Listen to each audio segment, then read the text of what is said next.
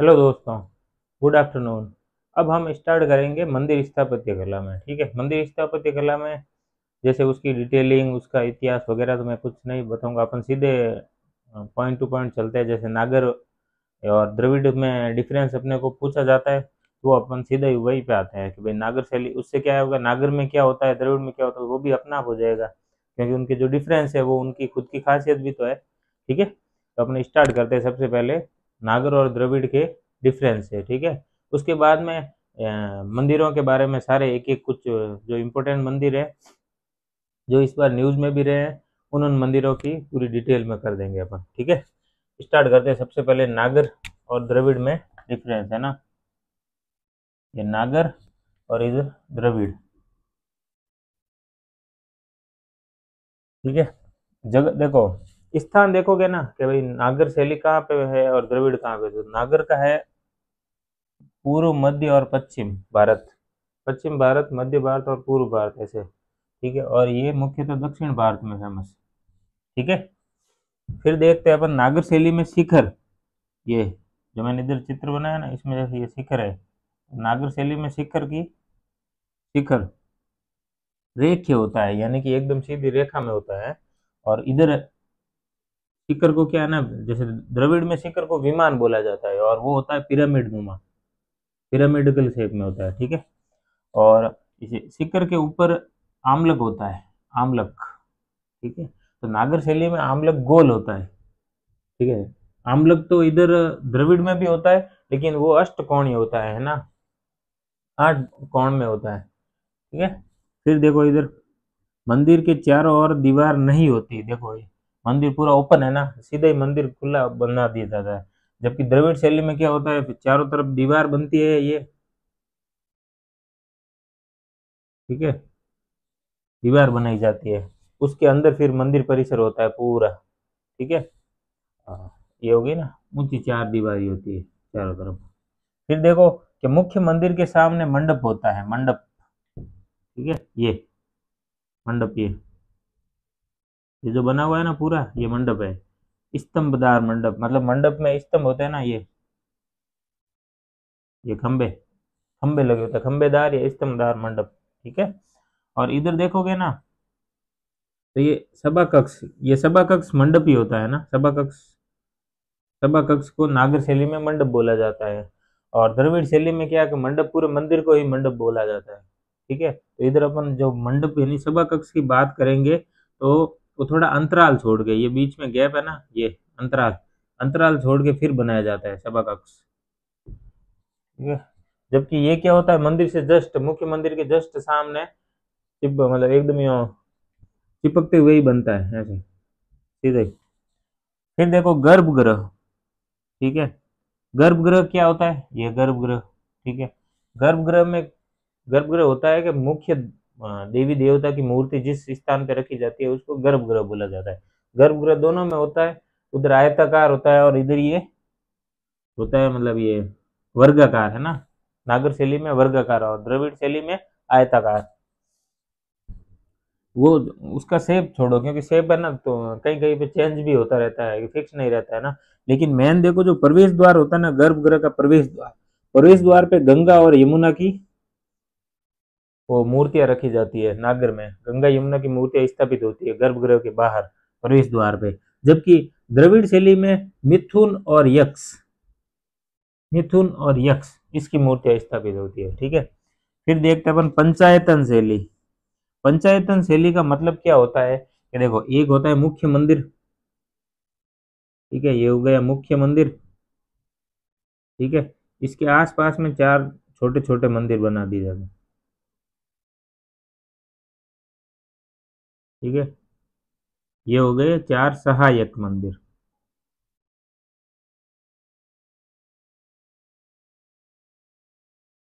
ठीक है, ये हो गए सहायक मंदिर। ठीक है, तो ये हो गई पंचायतन शैली। पंचायतन शैली बोलेंगे तो ये हो जाएगी। फिर आगे देखते हैं हाँ, पंचायतन शैली है ना, इधर भी थी। द्रविड़ शैली में भी पंचायतन प्रणाली फेमस थी है ना, कि वहां भी मुख्य मंदिर होता है, उसके चार सहायक मंदिर भी होते। फिर देखोगे ना, जो मंदिर है, मुख्य मंदिर, मंदिर ऊपर उठे हुए चबूतरे पे बनता था, है ना, चबूतरा यानी बेस, फाउंडेशन बनता था, कुछ पहले फाउंडेशन बनाया जाता था, बेस कुछ जमीन से, धरातल से ऊपर, और उस बेस के ऊपर मंदिर बनता था। लेकिन आप द्रविड़ में देखोगे ना, सीधा धरातल से मंदिर स्टार्ट हो जाता था, सीधा धरातल से मंदिर स्टार्ट हो जाता, बेस वेस कुछ नहीं बनता था, चबूतरा इधर नहीं होता था, है ना।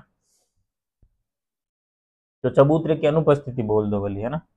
फिर प्रवेश द्वार, यूं प्रवेश द्वार जैसे वो चार दीवारी होगी तभी प्रवेश द्वार होगा ना, कि जहाँ से एंटर होंगे, और जहाँ चार दीवारी नहीं होगी तो प्रवेश द्वार का सवाल ही नहीं उठता। तो नागर शैली में प्रवेश द्वार की अनुपस्थिति, सामान्यतः अनुपस्थिति होती है ना, कि नहीं होता है, लेकिन इधर होता है।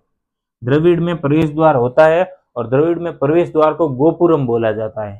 ठीक है, आगे चल के फिर जैसे द्रविड़ शैली और जब उत्कृष्ट हुई, तो मेन मंदिर का मुख्य आकर्षण ही पर गोपुरम हो गया था, गोपुरम बन गया था।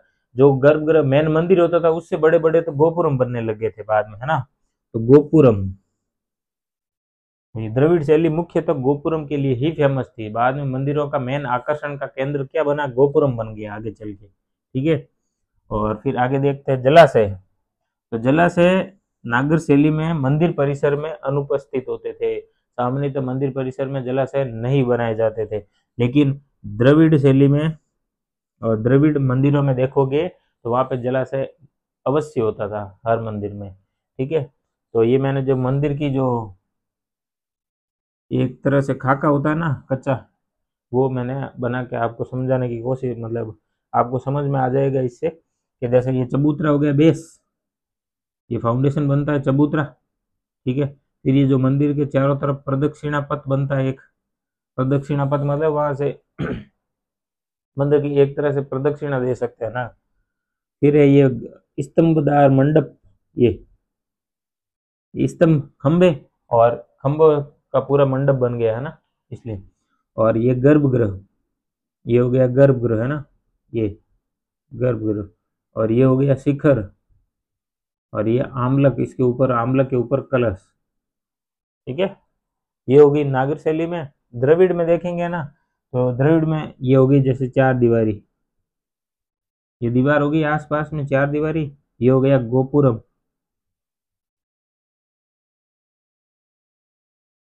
ठीक है, और उसके अंदर देखोगे तो ये हो गया गर्भगृह, गर्भगृह के जस्ट आगे ये अंतराल गैप छोड़ा जाता था। फिर उसके आगे बनता था सभा कक्ष।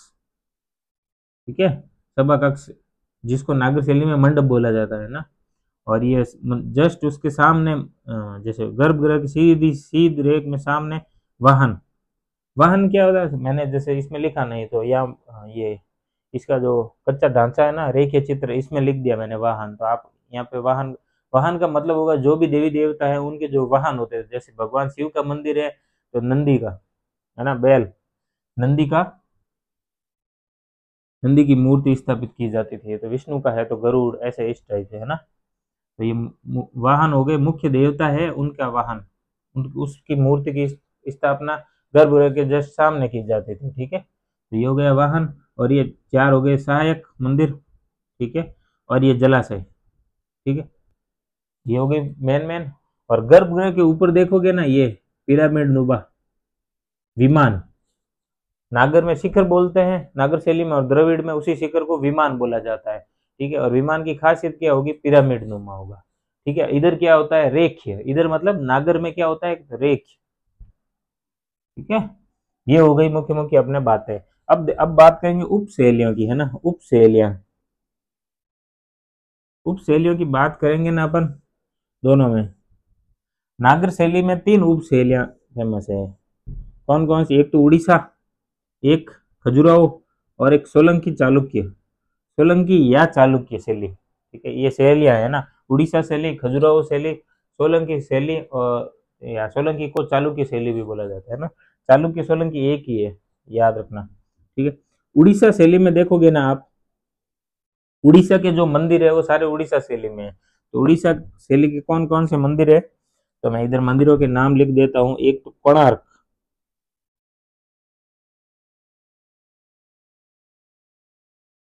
कोणार्क का सूर्य मंदिर।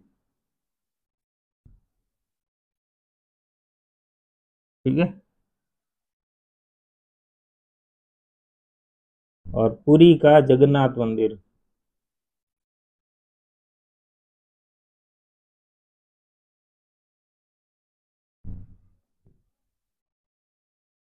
ऐसे भुवनेश्वर का लिंगराज मंदिर, और ये और भी है, लेकिन दो मुख्य तो याद रख लेना, ठीक है, एग्जाम्पल में। ये खजुराहो के देखोगे ना आप, तो खजुराहो में एक तो लक्ष्मण मंदिर,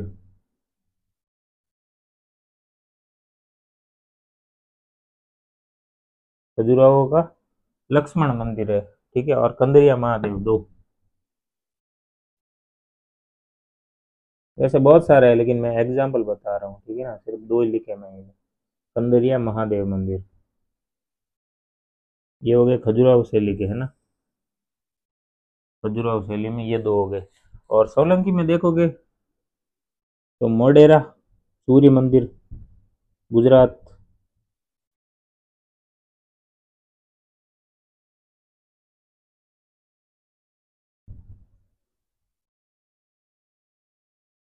इनकी खुद की अलग अलग खासियत भी, मतलब नागर शैली की जो खासियत है वो तो है ही है, इसके साथ में इनकी खुद की स्पेसिफिक खासियत भी होती है ना, कुछ विशेषता इनकी खुद की भी है।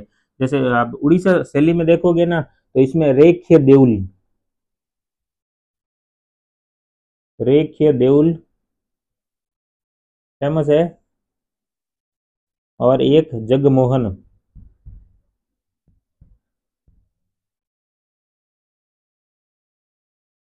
ठीक है, तो जगमोहन क्या होता था, वह मंडप, मंडप को उधर जगमोहन बोलते थे। और रेख्य देवल में क्या है कि जैसे अपन ने ये शिखर बनाया ना, एकदम सीधा स्लोप में बना दिया। रेख्य देवल में क्या होता है, सीधे से ऊपर, ऊपर जाते वक्त तो पूरा एकदम होता था, मतलब पैरेलल दोनों रेखाएं साथ में जाती थी, लेकिन अंत में क्या होता है, अचानक वापस यूं घूम घूम जाता था यूं, और फिर इधर आमलक बनता था, ठीक है, और फिर इसके ऊपर कलश आ जाता था जो भी, ठीक है, ये इस टाइप से, तो इसको बोलते हैं रेखा देउल।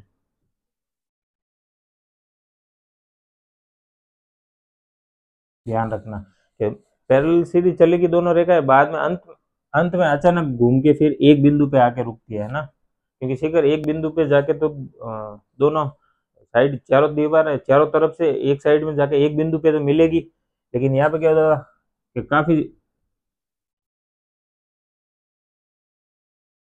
काफी ऊपर जाके फिर वापस घूमती है ना एक साथ में।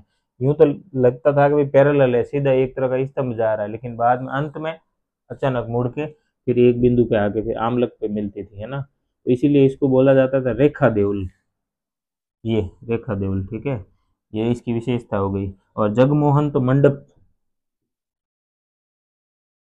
उड़ीसा शैली में मंडप को जगमोहन बोला जाता है। उड़ीसा शैली की दो ही खास, अलग से खासियत ये दो ही है इसकी, है ना। और लक्ष्मण कंदरिया महादेव, ये सारे मंदिर पूरे क्या है, पंचायतन शैली के। खजुराहो के मंदिर है ना, खजुराहो के मंदिर चंदेल शासकों ने बनवाए थे, उनके टाइम के बने हुए हैं, ठीक है। और सोलंकी तो ये सोलंकी और चालुक्य शासकों के से के द्वारा ही बनाए गए हैं, इसीलिए इसका नाम ही चालुक्य या सोलंकी शैली है, ठीक है। मोढेरा का सूर्य मंदिर, ठीक है, इसका निर्माण किसने करवाया, तो इस मंदिर का निर्माण शायद भीमदेव, चालुक्य के भीमदेव फर्स्ट हुए थे, उन्होंने करवाया था ना, एग्जैक्ट। और इधर अब अपन देखते हैं द्रविड़ शैली की उप शैली, है ना। द्रविड़ शैली में चार उप शैलियां हैं, महेंद्र, नरसिंह, राज सिंह, नंदी वर्मन। ये पल्लव, पल्लवकालीन है ना शासक, उनके नाम है चारों, और चारों शासकों के नाम से ही उप शैलियां हैं। लेकिन ये उप शैलियां नहीं हो कि इसकी पूर्ववर्ती शैलियां बोल सकते हो आप इसको, है ना, पूर्व की उप शैली है ना, पूर्ववर्ती। मतलब क्या हुआ कि द्रविड़ शैली इनके टाइम में तो वो शुरुआती फेज में थी, ये महेंद्र, नरसिंह, राज सिंह और नंदी वर्मन, ये वो शुरुआती फेज में थी इस टाइम में। बाद में जब अपने चरम पर पहुंची ना ये द्रविड़ शैली, तो उस टाइम ये चोल, चोल टाइम स्टार्ट हुआ, चोल काल स्टार्ट हुआ। चोल राजा, जो राज वन, राजेंद्र वन, उस उनके टाइम में मैन ये द्रविड़ शैली पूरी अपने पराकाष्ठा पे पहुंची थी, है ना। तो मुख्यतः इसको है ना चोल कालीन शैली भी बोला जाता है ना, चोल कालीन, है ना।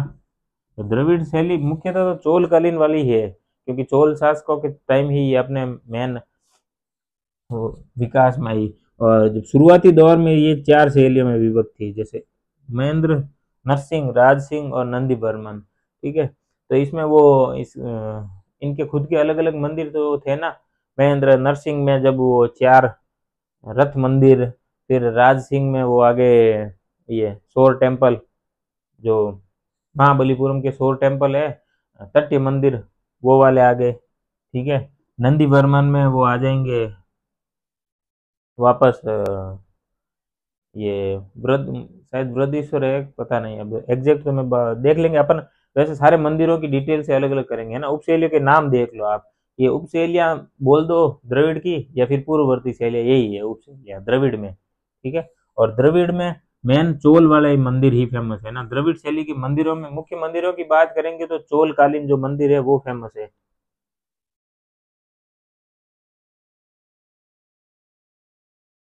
ठीक है, कौन कौन से, तो वही है तंजावुर का वृद्धेश्वर,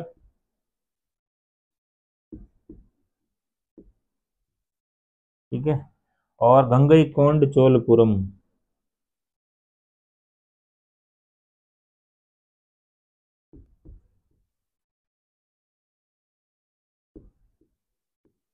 चोलपुरम का मंदिर, ठीक है, ये इसके उदाहरण है।